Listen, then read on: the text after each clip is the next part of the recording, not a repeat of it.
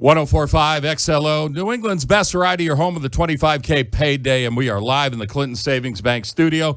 The studio audience, please, a round of applause. Welcome back, Worcester City Manager Ed Augustus. Ed, how have you been? I'm good, Frank and Jen. How you guys doing? Oh, my gosh, it's so nice to hear your voice, Ed. It's been too long. I know. Well, we wanted to have you nice on with the rising COVID numbers coming back and now the mask mandate back into effect. Can you talk a little bit about that with the city of Worcester?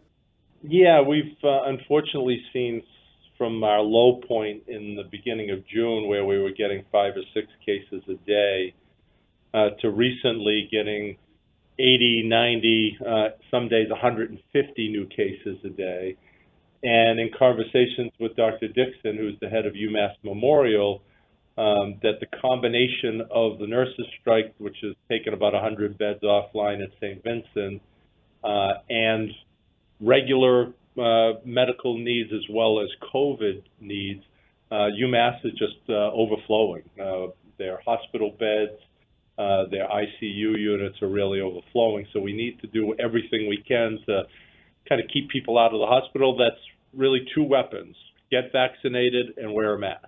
Those are the 2 weapons we have against COVID. So we need to put them both to use.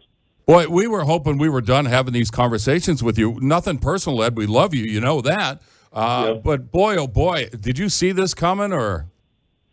No, I mean, I think we all were hopeful that, given the good rollout of the vaccine, people really taking advantage of it. But we've plateaued with the vaccination rates, and we're really just hovering in the 60% range for folks who are eligible to get 2 vaccines, and we need those numbers higher. We're still anxiously waiting for about 10% of our population, kids under 12, to be able to be eligible, and that'll help protect another part of our population who now going back to school. That gives an occasion for spread because they're not vaccinated and they're, on buses and in classrooms. And Even though they're wearing their masks, you're right. Yeah. Yeah, it's not foolproof, and that's been one of the drivers. Our college is coming back. That's been another source of some numbers. But quite honestly, most of these cases are amongst the unvaccinated.